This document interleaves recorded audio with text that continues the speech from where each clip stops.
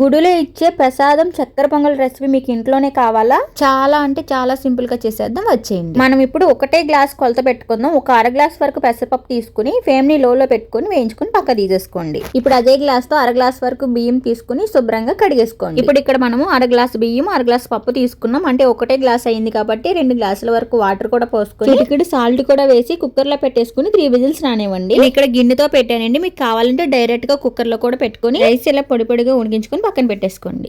ఇప్పుడు పాకం కోసం అర గ్లాస్ వరకు బెల్లం తురుము, 1 గ్లాస్ పంచదార, అర గ్లాస్ వాటర్ కూడా వేసుకొని ఈ బెల్లం మొత్తాన్ని కరిగించుకోండి. పెట్టుకోండి, పాకం రావాల్సిన పని లేదు. ఇప్పుడు కొంచెం ఇలాచీ పొడి కూడా వేసుకొని కలిపేసుకొని మనం ఉడికించి పక్కన పెట్టుకున్న రైస్ కూడా వేసుకొని ఫ్లేమ్ ని లో టు మీడియం ఫ్లేమ్ కి అడ్జస్ట్ చేసుకుంటూ ఇలా దగ్గరగా ఉడికించుకోండి. ఇప్పుడు పోపు కోసం మనం ఏ గ్లాస్ తో అయితే రైస్ తీసుకున్నామో అదే గ్లాస్ తో అర గ్లాస్ వరకు నెయ్యి వేసుకొని ఒక గుప్పుడు ఎండు కొబ్బరి ముక్కలు తీసుకొని గోల్డెన్ బ్రౌన్ కలర్ వచ్చే వరకు ఫ్రై చేసుకోండి. ఒకవేళ ఎండు కొబ్బరి లేదంటే పచ్చిది వేసుకున్నా పర్వాలేదు. ఇలా కొబ్బరి ముక్కలు వేగిన తర్వాత ఒక గుప్పుడు జీడిపప్పు కిస్మిస్ కూడా వేసుకొని గోల్డెన్ బ్రౌన్ కలర్ వచ్చే వరకు వేయించుకోండి.